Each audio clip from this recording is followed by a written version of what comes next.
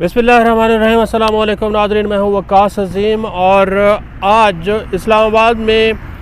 Pakistan peoples party के chairman और पाकिस्तान के वज़ीर ख़ारजा बिलावल भुट्टो ज़रदारी के दौरा हिंदुस्तान से मुताल्लिक़ चर्चे हो रहे हैं।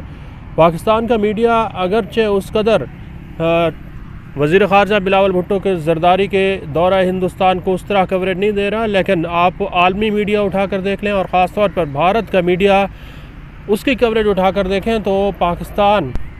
के वज़ीर ख़ारजा ने हिंदुस्तान में 12 साल के बाद जाकर पाकिस्तान का मुकदमा और ख़ास तौर पर पाकिस्तान की इस्टेब्लिशमेंट और पाकिस्तान की रियासत का मुकदमा इंतहाई खूबसूरत और इंतहाई जानदार अंदाज में पेश किया है। बिलावल भुट्टो ज़रदारी का जो दौरा रहा है वो इंतहाई कामयाब रहा है। कोई भी ऐसा शख्स नहीं है जो कि बिलावल भुट्टो ज़रदारी के दौरे की तारीफ़ ना कर रहा हो। हाँ, अलबत्ता एक ऐसा तबका है जो कि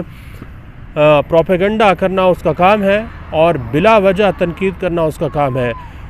ये तबका इसको ये समझ नहीं आती कि बिलावल भुट्टो ज़रदारी का जो दौरा हिंदुस्तान रहा है ये पाकिस्तान पीपल्स पार्टी के चेयरमैन की हैसियत से वो हिंदुस्तान नहीं गए, ना ही पाकिस्तान पीपल्स पार्टी के रहनुमा की तरफ की जानिब से गए हैं, बल्कि वो पाकिस्तान के वज़ीर ख़ारजा के तौर पर उन्होंने हिंदुस्तान का दौरा किया है। और ये याद रखें कि 12 साल के बाद कोई भी पाकिस्तान का वज़ीर ख़ारजा हिंदुस्तान गया है और उसने वहाँ पर हिंदुस्तान में जाकर हिंदुस्तान का जो मीडिया है वो इंतहाई एग्रेसिव होता है और जो कुछ हिंदुस्तान की हुकूमत कह रही होती है उसी का वो माउथ पीस होता है। यकीनन आपने बिलावल भुट्टो ज़रदारी के जो इंटरव्यूज़ हैं वो भी सुने होंगे और जो सवालात इंतहाई सीनियर सहाफ़ी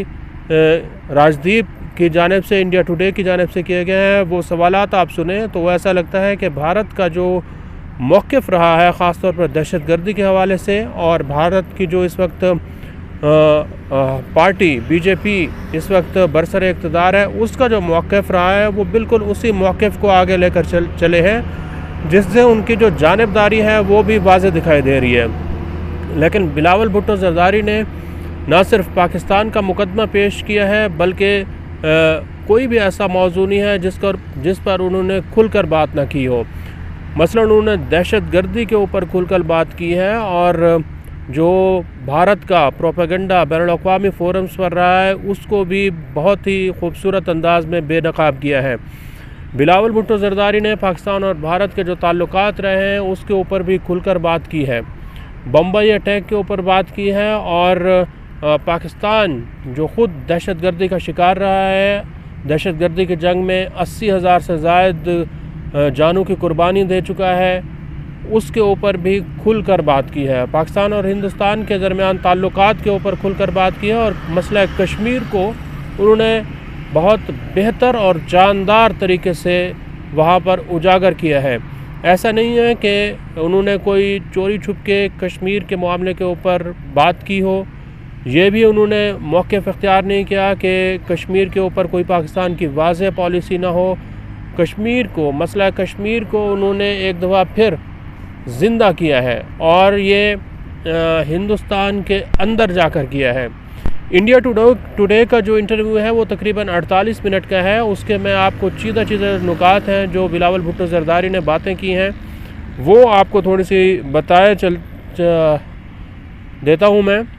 बिलावल भुट्टो ज़रदारी ने ख़ुद कहा कि उनका ये दौरा कामयाब रहा है क्योंकि हिंदुस्तान का ये मीडिया अब भी कह रहा है कि बिलावल भुट्टो ज़रदारी का दौरा नाकाम रहा है, लेकिन उन्होंने इसको वाज़ेह किया है कि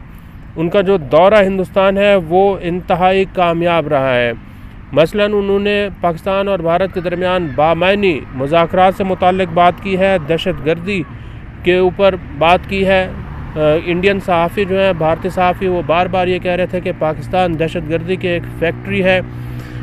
दहशतगर्दी को स्पॉन्सर करता है, दहशतगर्द तंजीमों की मुआवनत करता है और ये मौक़िफ़ हिंदुस्तान की हुकूमत का भी रहा है जैसे कि मैंने पहले बताया। लेकिन बिलावल भुट्टो ज़रदारी ने बिल्कुल इस जो सीनियर सहाफ़ी हैं इनको पसीने छोड़ने पर मजबूर कर दिया, उनको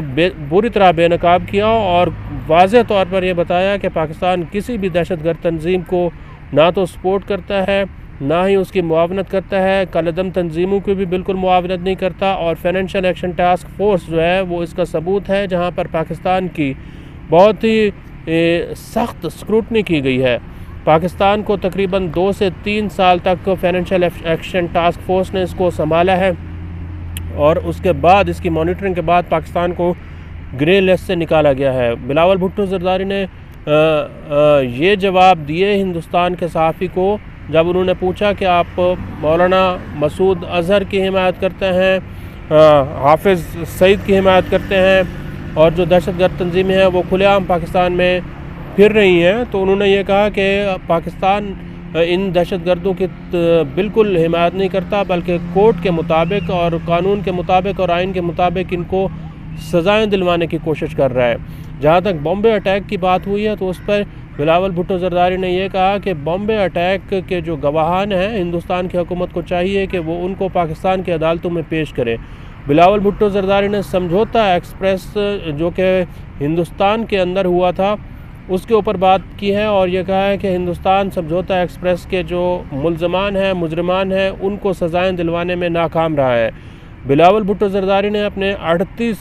से 40 मिनट का जो इंटरव्यू है, इसमें कुलभूषण यादव के ऊपर बात की है, और ये कहा है कि कुलभूषण यादव एक हाजिर सर्विस जो नेवी के ऑफिसर हैं, वो पाकिस्तान में जासूसी के नेटवर्क को चलाते हुए पकड़े गए हैं। उसके ऊपर भारत को जवाब देना चाहिए। भारत को ये जवाब देना चाहिए कि हाल ही में लाहौर में जो दहशतगर्दी के वाक़यात हुए हैं उसके ऊपर पाकिस्तान को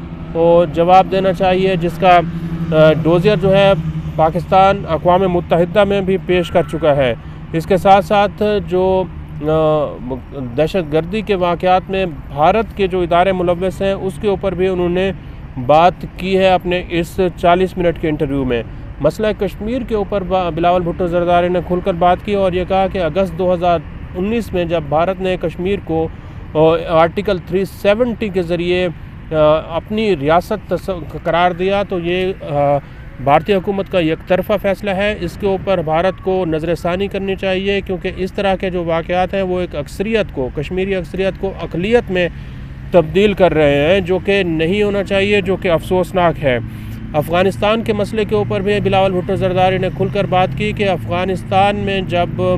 सकूत अफ़गानिस्तान हुआ है तो इसमें बहुत सारी दहशतगर्द तंजीमें अब खुलकर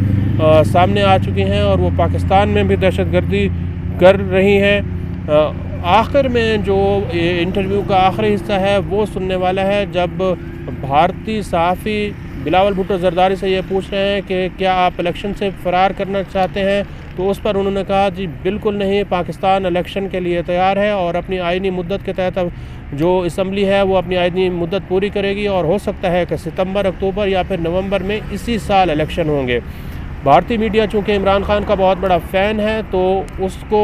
वो ये चाहता है कि इमरान खान शायद पाकिस्तान में बहुत ज़्यादा मकबूल है, तो बिलावल भुट्टो जरदारी ने उनको भी ये खुलकर जवाब दिया कि अगर इमरान खान मकबूल हैं तो पाकिस्तान पीपल्स पार्टी के चेयरमैन और वज़ीर ख़ारजा बिलावल भुट्टो जरदारी भी इमरान खान से कहीं ज़्यादा मकबूल हैं, और वो इलेक्शन में हर सूरत इमरान खान का मुकाबला करेंगे, और ये कोशिश करेंगे कि इमरान खान को इन्हीं इलेक्शन में हराया जाए और उनको दोबारा इक़्तिदार में वापस ना लाया जाए। तो ये जो दौरा रहा है, इसको अब हर सतह पर इसकी तारीफ़ की जा रही है। भारतीय मीडिया भी इसकी तारीफ़ कर रहा है, बैनुल-अक़वामी मीडिया भी इसकी तारीफ़ कर रहा है, लेकिन PTI के लोग ये अब भी समझने से कासिर हैं कि एक 30 साला वज़ीर ख़ारजा ने बैनुल-अक़वामी सतह पर पाकिस्तान का तशख़्ख़ुस उजागर करने में इंतहाई अहम किरदार अदा किया है, और बहुत थोड़े अरसे में उन्होंने पाकिस्तान और भारत के ताल्लुकात के ऊपर भी खुलकर बात की है। कोई ऐसा मौज़ू नहीं है जो उन्होंने अपने इस 30-40 मिनट के इंटरव्यू के अलावा जो उनका दौरा हिंदुस्तान रहा है उसमें खुलकर बात ना की हो। इस वीडियो को आप कमेंट सेक्शन में जाकर लाइक कर सकते हैं और अपनी राय का भी इज़हार कर सकते हैं। बहुत बहुत शुक्रिया।